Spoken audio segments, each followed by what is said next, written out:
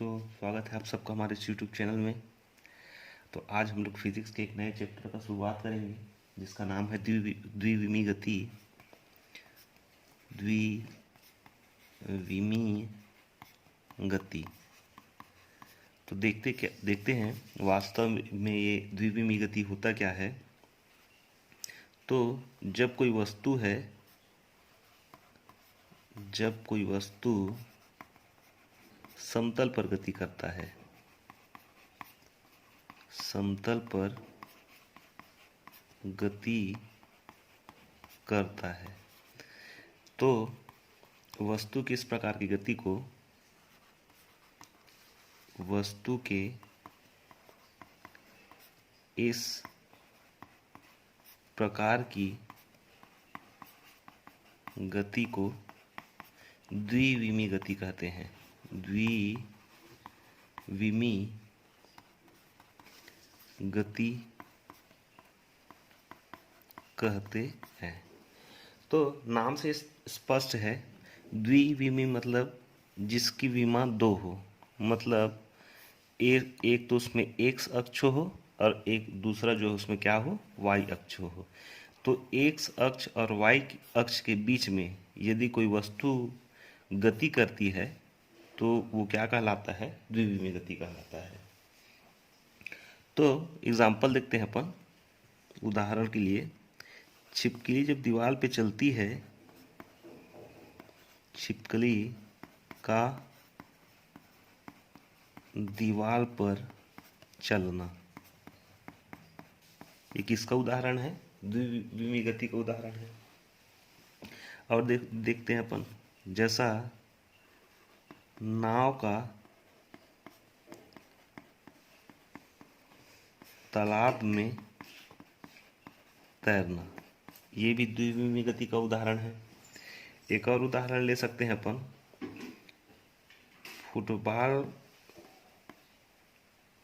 Football के मैदान में फुटबॉल की गति।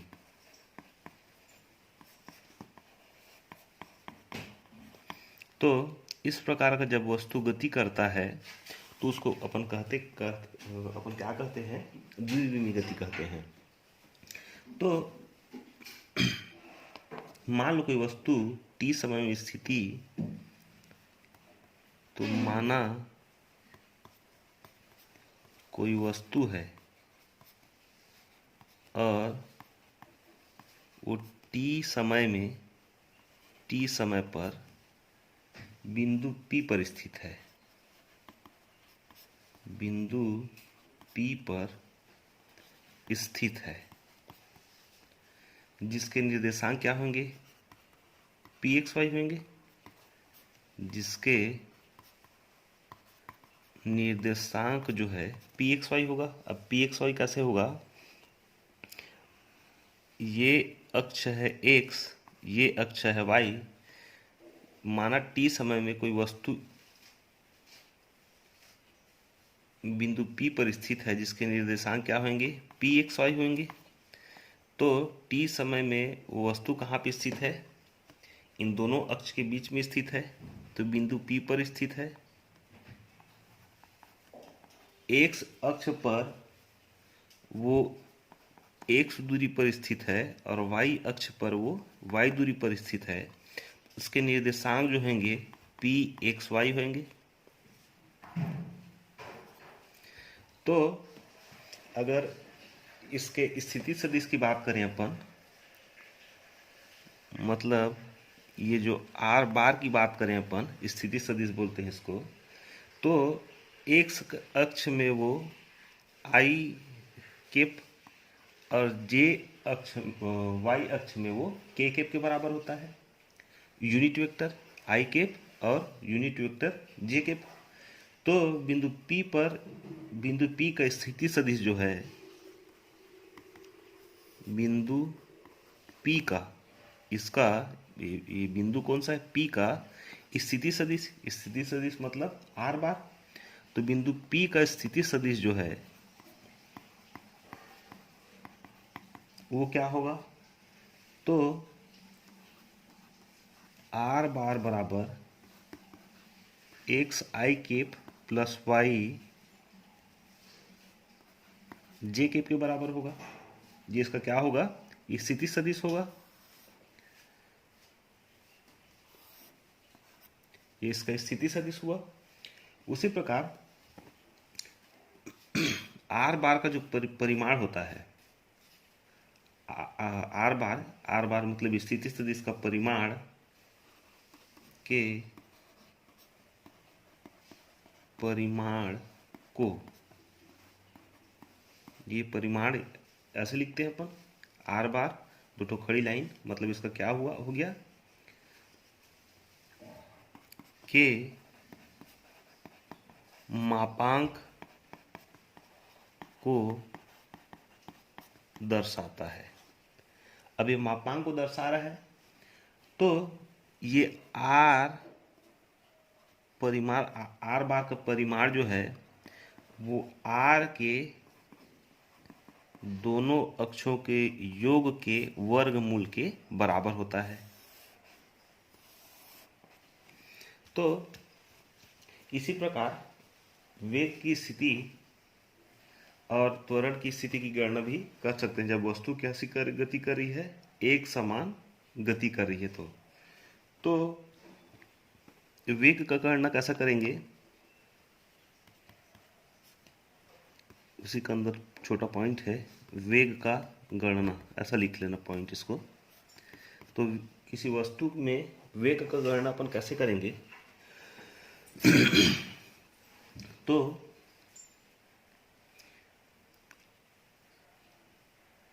माना किसी अक्ष पर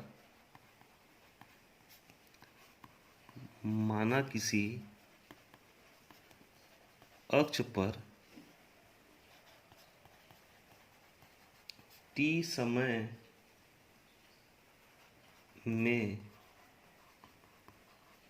वस्तु का वेग v बार है। t समय पे वस्तु का वेग कैसा है, v बार है। इसका x अक्ष और y अक्ष में अवयव क्रमशः vx और vy होंगे। तो इसका x अक्ष और y अक्ष पर अवयव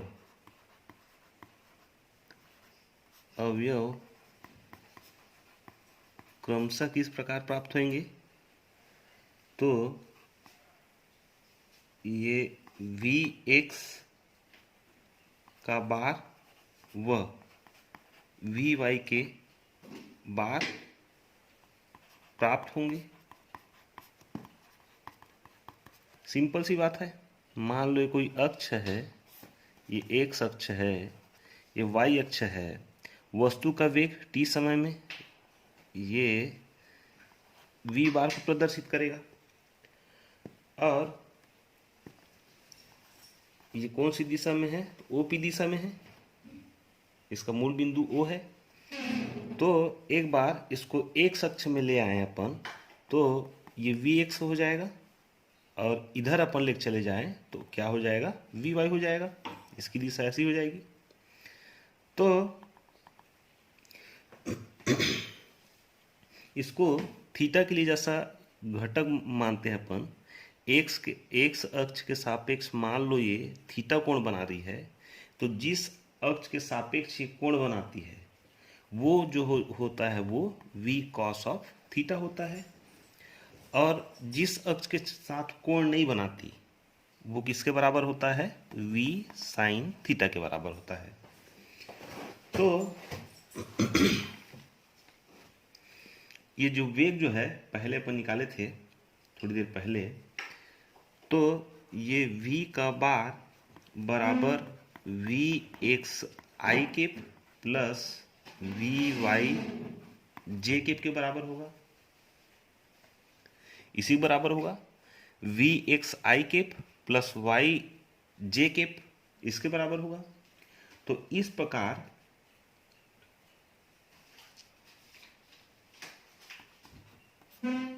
इस प्रकार वस्तु की गति जो है वह द्विविमी गति को प्रदर्शित करता है।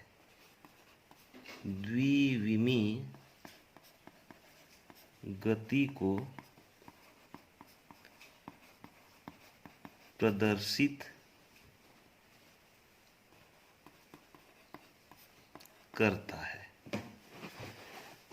तो इसका वेग का परिमाण अपन देखें तो वेग का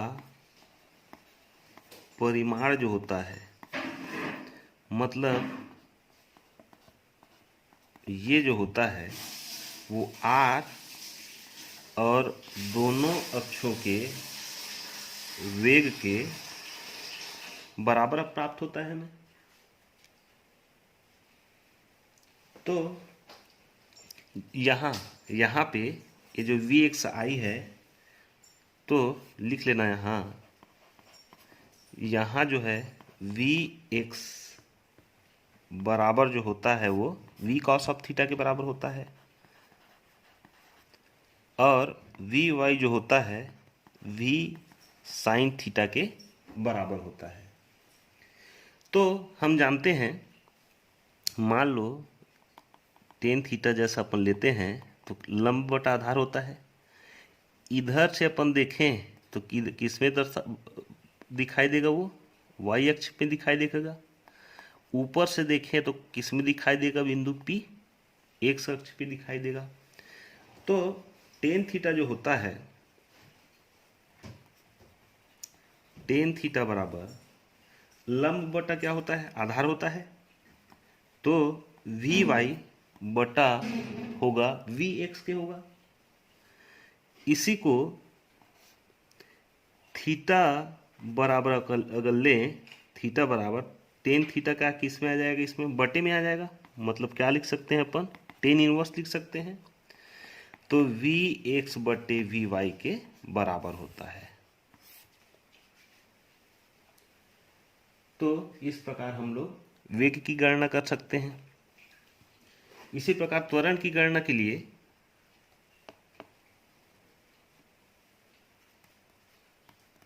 त्वरण की गणना, अब देखो इसमें त्वरण की गणना कैसे करेंगे। तो मान लो किसी छड़ पर वस्तु का त्वरण a है, माना किसी छड़ में वस्तु का त्वरण जो है, वस्तु का त्वरण बराबर कैसा है, a बार के बराबर है। इसके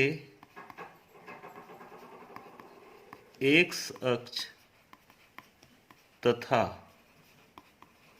y अक्ष के अवयव कैसा होगा, ax का बार होगा तथा क्या होगा, ay के बार के बराबर होगा। मतलब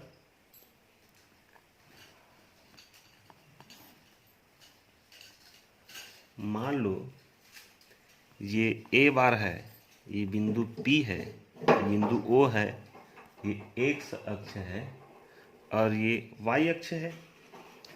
तो ये जो दिशा होगा, x अक्ष में अवयव कैसा होगा, ax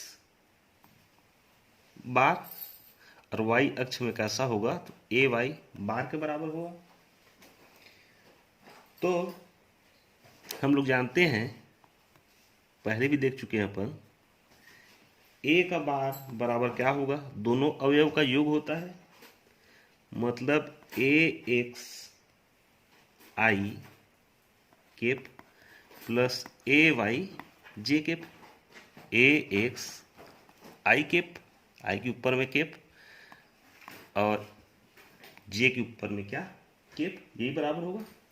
तो a का परिमाण जब निकालते हैं अपन, मतलब त्वरण का परिमाण, तो त्वरण का परिमाण निकालेंगे अपन तो ए के ऊपर में बार, ये मापांक है, एक्चुअल में परिमाण है ये, तो वो बराबर होता है ए एक्स प्लस ए वाई स्क्वायर के वर्गमूल के बराबर होता है।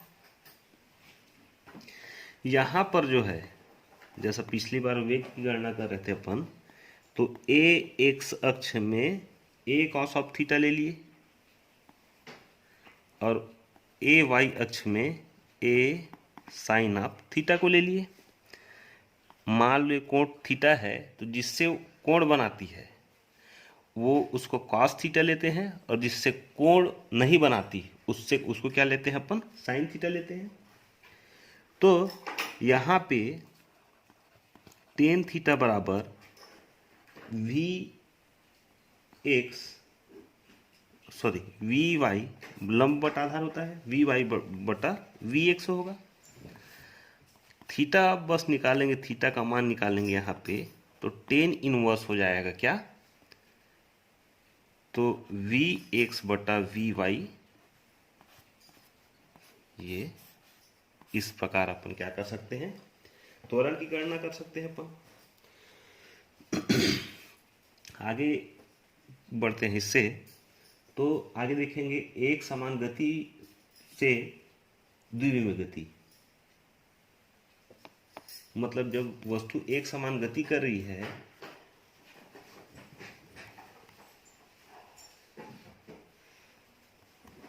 एक समान गति कर रही है, किसमें गति कर रही है, समतल में गति कर रही है, उसी को बोलते हैं अपन एक समान गति में द्विविमीय गति।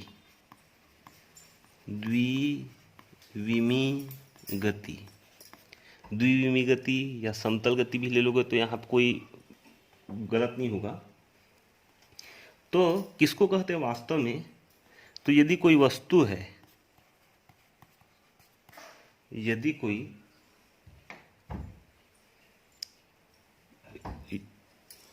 कोई वस्तु समतल पर गति करती है,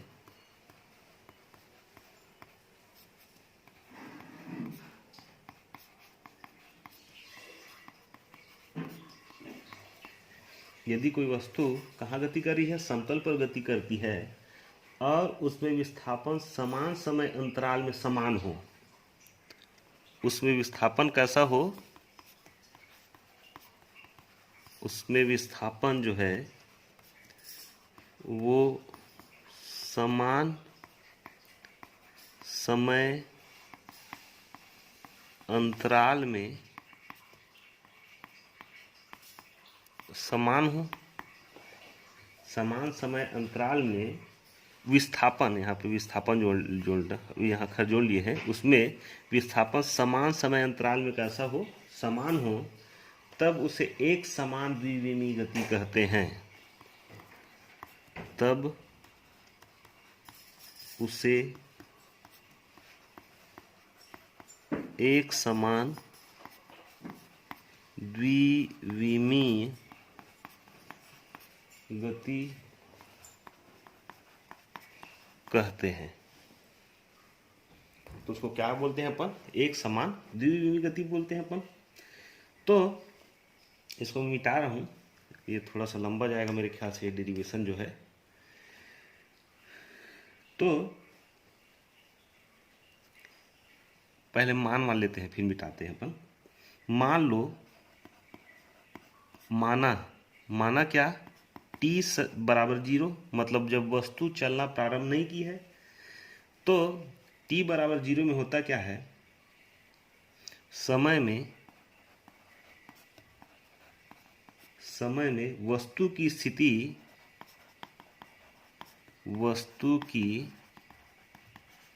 स्थिति बिंदु P पर है। t बराबर 0 है, तो उस समय वस्तु कहाँ स्थित है, बिंदु P पर स्थित है, तथा t समय पश्चात या t समय में समय चलना प्रारंभ हो गई, 0 न रह करके आगे बढ़ गई समय। तो t समय में वस्तु जो है वो पहुंच जाती है बिंदु बी पर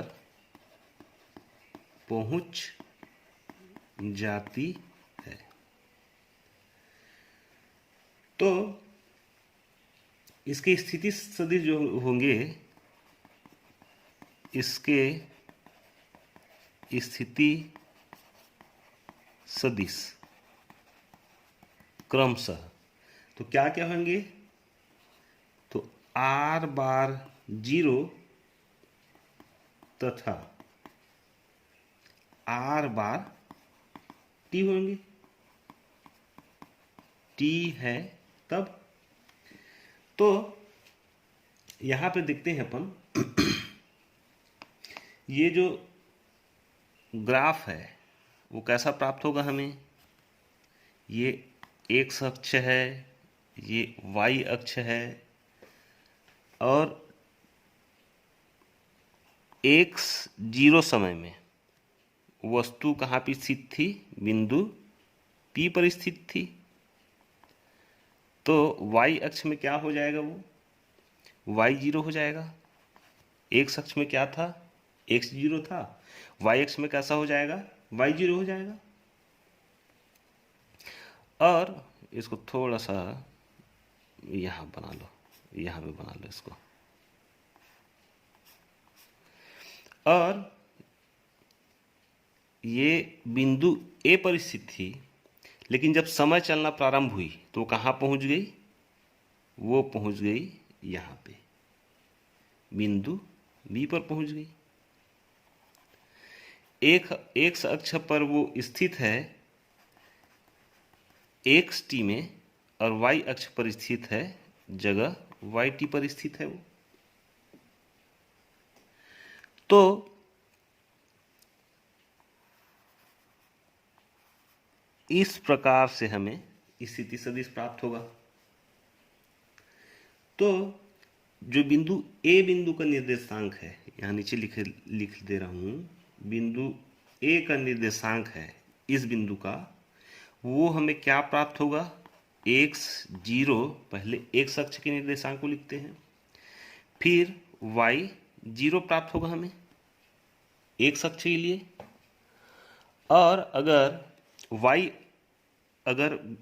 बिंदु B का लें अपन, B का लें निर्देशांक, तो B का निर्देशांक कैसा प्राप्त होगा, xt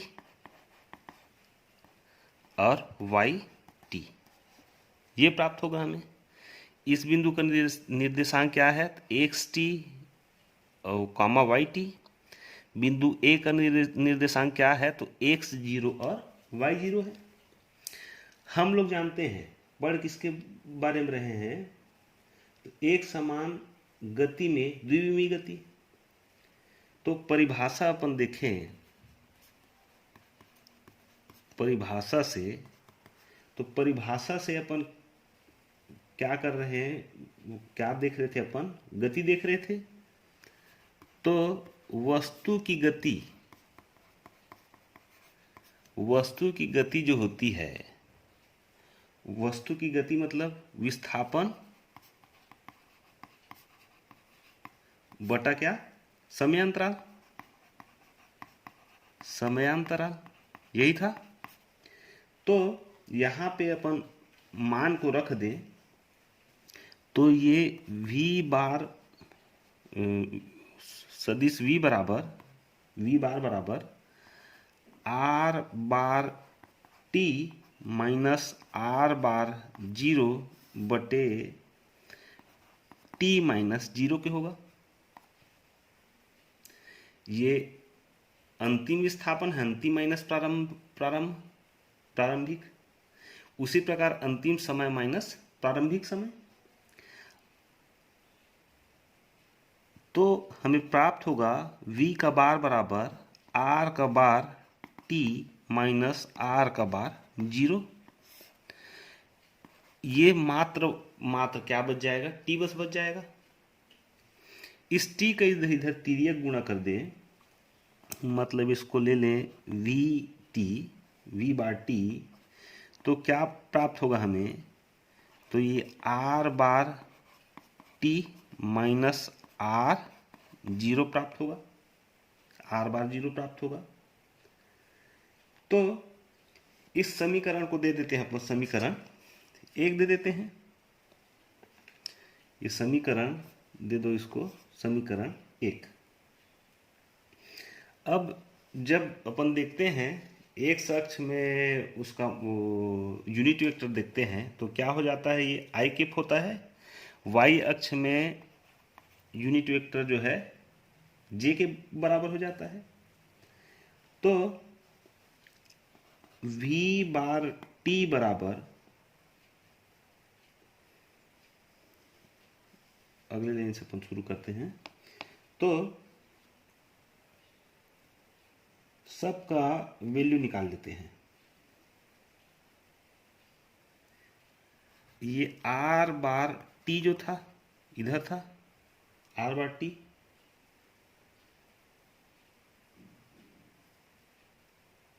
आर बार टी बराबर उसको एक बार ले जाते हैं एक्स अक्ष में, तो एक्स टी आई हो जाएगा। वो एक्स टी आई कब, टी समय में, प्लस एक बार उसको वाई अक्ष में लेके जाएं तो वाई टी जे हो जाएगा। वो जो निकाले नहीं थे अपन, ये वी टी बराबर R bar T minus R bar zero, ये निकाले थे अपन। उसी में ये वी टी का मान है, वी आर बार टी का मान है। उसी प्रकार आर बार जीरो का जब अपन मान निकालें तो ये एक्स जीरो आई के प्लस वाई जीरो जे के प्राप्त होगा, हमें यही प्राप्त होगा। ये टी था तो एक्स टी हो गया और ये वाई टी हो गया, आई केप और जे केप। अब जब ये आर जीरो है तो एक्स जीरो और वाई जीरो हो जाएगा, यहाँ पे आई केप और यहाँ पे जे केप। तो ये इन मानों को समीकरण जो दिए थे एक, तो इन मानों को समीकरण एक में रखने पर, अब समीकरण एक क्या था, तो वी टी बराबर R bar T minus R by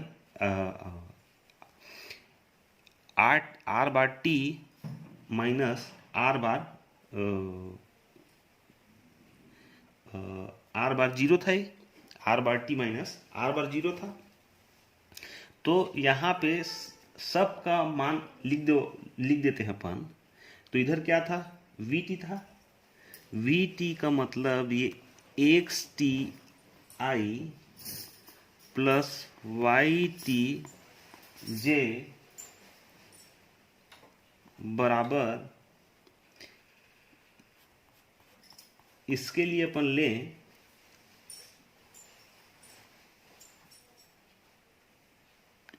लें तो ये x zero i plus y zero j, बीच में किसका चिन्ह था, माइनस चिन्ह था, तो माइनस ले लो, v x i plus we y j के बराबर होगा, इनटू क्या था, टी था। तो इसको इधर ले आए अपन तो कैसा प्राप्त होगा हमें, या तो एक काम करो सीधा मापांक की गुणांकों की तुलना कर दो, मतलब आई व जे के गुणांकों की तुलना करने पर। अब जब तुलना कर रहे हैं तो ये एक्स टी जो प्राप्त हो रहा है, एक्स टी जो था ये, वो एक्स जीरो प्लस ये वी एक्स आई कैप के बराबर प्राप्त हो रहा था हमें, और लास्ट में था टी, तो साथ में टी भी प्राप्त हो रहा था हमें। इसको दे दो समीकरण नंबर 2। अब वाई टी बराबर निकालें अपन, तो वाई टी बराबर होता है y zero plus we y j के इंटू टी। ये ब्रैकेट में नहीं रखना है यहाँ पे टी को ना। इसको दे दो समीकरण नंबर 3। तो समीकरण 3 से ले लें अपन, समीकरण 3 से यहाँ पे जो वैल्यू है आप एक बार रख के देखिएगा, उसी में वी टी बराबर आर बार टी और जो माइनस क्या था आर बार जीरो था, तो उसमें रख के देखेंगे आप तो यही सब प्राप्त होगा। एक बार घर में सॉल्व करके देखना। तो समीकरण 3 से, तो समीकरण 3 है था क्या, तो एक्स टी समीकरण 2 है, सॉरी, तो समीकरण यहाँ 2 से ले लो। एक्स टी बराबर X zero plus V X T. तो यहाँ पे ये वी एक्स टी बराबर निकालें अपन, वी एक्स टी बराबर निकालें तो क्या प्राप्त होगा हमें, एक्स टी इधर जाको माइनस हो गया, एक्स जीरो। अगर मात्र यहाँ टी बराबर निकालते हैं तो टी बराबर हो जाएगा x T minus X zero बटे ये वी एक्स कहाँ जाएगा, नीचे आ जाएगा। तो टी का मान प्राप्त होगा हमें ये। अब इस मान को रख दो समीकरण 3 में, इस टी के मान को समीकरण 3 में रखेंगे अपन, तो x T minus X zero, हाँ, तो समीकरण